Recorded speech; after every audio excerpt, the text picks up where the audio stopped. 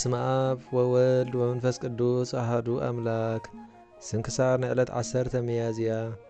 በዛ ዕለት እዚኣ ቅዱስ አቦ ይስሐቅ ናይቲ ዓብይ አቦ አባ እብሎ ረዲእ ዓረፈ።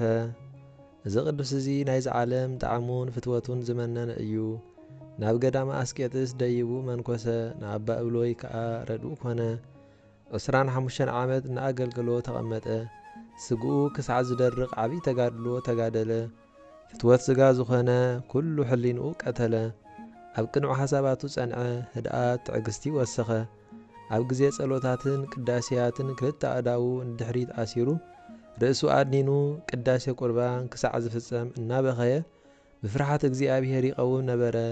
ምስ ወፀ ኸዓ በታ መዓልቲ እቲኣ ምስ ማንም ሰብ ኣይረኸብን ነበረ። ሰብ ናብ ገዝኡ ከይኣቱ ኢሉ ድማ ኣፍ ደገ ገዝኡ ከፊቱ ኣይሓርጎን ይዓጽዎ ነበረ። ኣብ ግዜ ጸሎትን ቅዳሴን ምስቲ ምሳኻ ክዛረብ ዝደሊ ስለምንታይ ዘይትዛረብ ኢሎም ምስ ሓተትዎ መለሰ። ንኹሉ ተግባር ገግዚኡ ኣለዎ በሎም። ግዜ ዕረፍቱ ምስ ቀረበ መነኮሳት ብእኡ ክባርኹን ብጸሎቱ ክምሕፀኑን ናብኡ ተኣከቡ። ኦ ኣቦና ስለምንታይ ኢኻ ካብ ሰብ ትሃድም ኢሎም ሓተትዎ። ንሱ ኸዓ ካብ ሰብ ኣይኮንኩን ዝሃድም እንታይ ደኣ ካብ ሰይጣን እየ። ሰብ መብራህቲ ሒዙ ኣብ ንፋስ ደው እንተበለ እቲ መብራህቲ ኣይጠፍእን ዶ? ከምኡውን ንሕና ድማ ኣብ ግዜ ጸሎትን ቅዳሴን ልብና እንተበርሀ ምስ ሰባት ተራኺብና እንተተዘራሪብና ግና ልብና ይጽልምት በሎም። እዚ ቅዱስ መንፈሳዊ ተጋድልኡ ምስ ፈጸመ ብገድሉ ንእግዚኣብሔር ምስ ኣስመሮ ጐይታና ካብ ድኻም ዝሓላፈ ዓለም ከዕርፎ ደለየ። ቁሩብ ሓሚሙ ኸዓ ብሰላም ዓረፈ። በረኸቱ ምሳና ይኹን ንዘለዓለም ዓለም ኣሜን። ሰላም ለይስሐቅ መፍቀር የጽሙና ወጸሎት በውስተ መካን ህቡ ወውስተ እጹት ቤት ሰበ ይብልዎ ኣሃው ተጐየ ይለምንት ይክልኑ ይብሎሙ ኣብርሆ ግሩም ጽልመት ማእከለ ነፋስ ቀዊሞ ማህቶት። በዛ ዕለት እዚኣ ኣባ ገብርኤል ናይ እስክንድርያ ሊቀ ጳጳሳት ወዲ ታይሮክ ዝስማዕ ዓረፈ። ንሱ ቁጽሩ ካብቶም 70 ኣበው ሊቃነ ጳጳሳት እዩ። እዚ ቅዱስ እዚ ካብቶም ናይ ሃገር ምስሪ ዓበይትን ሃብታማትን እዩ። ኣብ ግብፂ ናይ ቅዱስ መርቆሬዎስ ቤተ ክርስቲያን ማዕረገ ዲቁና ተሾመ። ጸሓፊ ፈላጥ መስተውዓሊ ነበረ። ብኢዱ ብቋንቋ ቅብጥን ዓረብን ብዙሓት መጻሕፍቲ ጸሓፈ። እቶም ዝበዝሑ ካብኣቶም ከዓ ተርጎሞም። ኤጲስቆጶሳትን መራሕቲ ህዝብን ሊቀ ጳጳሳት ንኸሸምዎ ሓደይዎ። ኣባ ዮሴፍ ዝበሃል መንፈሳዊ ሽማግለ ሶርያዊ ሰብኣይ ኣብ ገዳም አስቄጥስ ነበረ። ጸጋ እግዚኣብሔር ኣብ ልዕሊኡ ዘለዎ እዩ።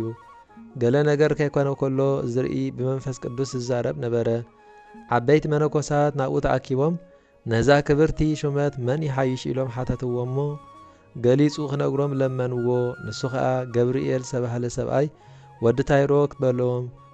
ነዚ ሰሚዖም ኩሎም ብኡ ሰመሩ። ኣብ ልዕሊኡ ተሰማሚዖም ሓዝዎ እሞ ብ21 የካቲት ብ800 ዓመተ ሰማዕታት ሊቀ ጳጳሳት ሾምዎ።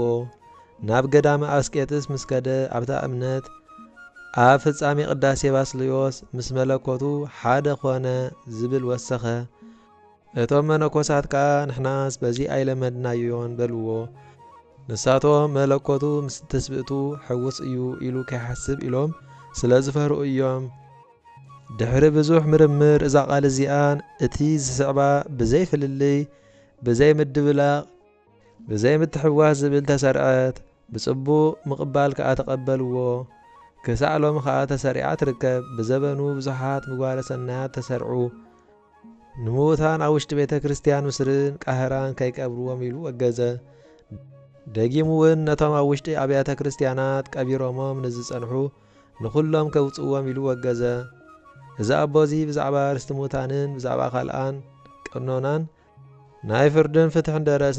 መጻሕፍቲ ቤተ ክርስቲያን ካብ መጻሕፍቲ ብሉይ ሓዲስን ተርጎመ። ብዘበኑ 53 ኤጲስቆጶሳትን ብዙሓት ካህናትን ሾመ። ካብኣቶም ሓንቲ ቅርሺ እኳ ኣይወሰደን። በቲ ግዜቲ ንጉስ ግብፂ ኣሸገሮ። ካብኡ ብግፍዒ ብዙሕ ገንዘብ ደለየ። ኣብ ልዕሊኡ ዝሕልውዎ ሰለይቲ ገበረ። እቶም ጸሓፍትን ሹመኛታትን ህዝብን ካብ ህዝቢ ኮነ ካብ ኣብያተ ክርስቲያናት ካብ ምድሪ ድኻታት ዝኾነ ነገር ከም ዘይወሰደ ምስ ፈለጡ ስለዚ ካብ ኣባይቶም 300 ዲናር ወርቂ ኣዋፂኦም ኣብ ከክንድኡ ንንጉስ ግብፂ ሃብዎ። ግዜ ዕረፍቱ ምስ ቀረበ እግዚኣብሔር ጽድቁን ትሩፋቱን ንሰብ ክገልጾ ደለየ። ቁሩብ ሓመመ ብዙሓት ካህናትን መነኮሳትን መሳቕል ጸይሮም ማዕጠንታት ሒዞም ወንጌላት ተሰኪሞም ናብኡ ከም ዝመፁ ኮይኖም ረኣዮም። ሰላም በልዎ እሞ ክንበጽሓካ ናባኻ መጺና በልዎ። ኣብ መወዳእታ እዚ ዓመት ከዓ ናባኻ ተመሊስና ምሳና ክንወስደካ ኢና በልዎ። ምስ ተንስአ ነቶም ምስኡ ዘለዉ ንኣሕዋት ኤጲስቆጶሳትን ካህናትን እቲ ዝረኣዮ ነገሮም ካብኡ ከዓ ካብቲ ሕማሙ ሓወየ። ኣብ መወዳእታ እቲ ዓመት ቁርብ ሓመመ ደጊሙ ከዓ ነቶም ቅድም ናብኡ ዝመፁ ካህናትን መነኮሳትን ረኣዮም። ሰላም በልዎ እሞ ምስኦም ተሓጐሰ። ሽዑ ነፍሱ ናብ ኢድ እግዚኣብሔር ኣማዕቆበ ብሰላም ዓረፈ። ዘበን ሽመቱ ኣብ መንበር ማርቆስ ወንጌላዊ 14 ዓመት ነበረ። ገሊኦም ከምዚ ዝብሉ ኣለዉ። ነዚ ኣቦ ኣባ ገብርኤል ብዘበኑ ንጉስ ኢትዮጵያ ነባ ሚካኤል ናይ ኢትዮጵያ ጳጳስ ነዚ ሃገር ንኢትዮጵያ ኤጲስቆጶሳት ሸሚሉ ኣዘዞ። እቲ ጳጳስ ከዓ ንንጉስ ኣነ ብዘይካ ትእዛዝ ሊቀ ጳጳሳት ኤጲስቆጶሳት ክሸይም ኣይክእልን እየ በሎ። ሽዑ ንጉስ ኢትዮጵያ ናብዚ ኣቦ ኣባ ገብርኤል ሊቀ ጳጳሳት ነዚ ግብሪ እዚ ክፈቕደሉ ማለት ነቲ ጳጳስ ኤጲስቆጶሳት ሽም ንኽብሎ እናለመነ መልእኽቲ ለኣኸሉ። ከምኡ ዝመሰለ መልእኽቲ ድማ ናብ ንጉስ ምድሪ እናለመነ ነባ ገብርኤል ክእዝዞ መልእኽቲ ለኣኸሉ። ነባ ሚካኤል ናይ ኢትዮጵያ ጳጳስ ካልኦት ተወሰኽቲ ኤጲስቆጶሳት ኣብ ልዕልቶም ቅድም ዝተሸሙ ክሸይም ኣዝዞ በሎ። ንጉስ ግብፂ ድማ ነባ ገብርኤል ንናይ ኢትዮጵያ ጳጳስ ኣባ ሚካኤል ንንጉስ ኢትዮጵያ ፍቓዱ ክገብረሉ ፍቓድ ሃቦ ኢሉ ኣዘዞ። መኳንንት ግብፂ ድማ ናብ ንጉስ ኣትዮም ኣብ ኢትዮጵያ ኤጲስቆጶሳት እንተበዚሖም ደፊሮም ብፍቓዶም ጳጳስ ክሸሙ እዮም። ናባና ፈጺሞም ኣይምለሱን እዮም። ኣብ ማእከልና ድማ ንሓጓሩ ፍልሊ ክኸውን እዩ በልዎ።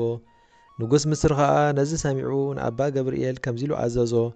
በል መልእኽቲ ጽሒፍካ ንንጉስ ኢትዮጵያ ካብ ሕጂ ንድሓር ኤጲስቆጶሳት ከይሸይም ኢልካ ወግዞ ኢሉ ኣዘዞ። እቲ ሊቀ ጳጳሳት ከዓ ከምቲ ንጉስ ግብፂ ዝኣዘዞ መልእኽቲ ጽሒፉ ለኣኸ። እታ መልእኽቲ ውግዘት ኣብ ንጉስ ኢትዮጵያ ምስ በጽሐት እቲ ኣዳራሽ ንጉስ ብሓዊ ተቓጸለት። ጥሜትን ሕማምን ኮነ ኣብ ኢትዮጵያ ዝናም ከይዘንም ተኸልከለ። ንጉስ ትእዛዝ እግዚኣብሔር ስለ ዝጠሓሰ ብዙሕ ሽግር በጽሖም ንጉስ ኢትዮጵያ ናብ እግዚኣብሔር ተመሊሱ ተነስሐ። መልእኽቲ ኣዳልዩ ድማ ናብ ንጉስ ግብፂ እንዳለመነ ነባ ገብርኤል ካብ ግዘቱ ንኽፈትሖ ክእዝዞ ለኣኸ። ንጉስ ግብፂ ድማ ልመንኡ ተቐበሎ። ኣባ ገብርኤል ከዓ ብፍቓድ ንጉስ መጽሓፍ በረኸት ጽሒፉ ናብ ንጉስ ኢትዮጵያ ናብ ኩሎም ኢትዮጵያውያንን ኣብ ልዕሊኦም እናመረቐ ለኣኸ። እታ መጽሓፍ በረኸት ኣብ ሃገር ኢትዮጵያ ምስ በጽሐት እግዚኣብሔር መዓቱ ካብኣቶም ኣርሓቐ፣ ምሕረቱን ይቕሬቱን ሃቦም። ዝናም ኣዝነመሎም፣ ጥሜትን ሕማምን ካብኣቶም ኣለየሎም። ዓብዪ ሓጐስ ከዓ ተሓጐሱ ዝብል ኣብ መጽሓፍ ግብፃውያን ይርከብ እዩ። እግዚኣብሔር ምሕረቱ ይለኣኸልና ዘለዓለም ዓለም ኣሜን። ምስጋና ንኣብን ወልድን መንፈስ ቅዱስን ሎምን ኩሉ ሰዓን ንዘለዓለም ዓለም ይኹን። ስንክሳር ናይ ዕለት 10 ሚያዝያ ተፈጸመ።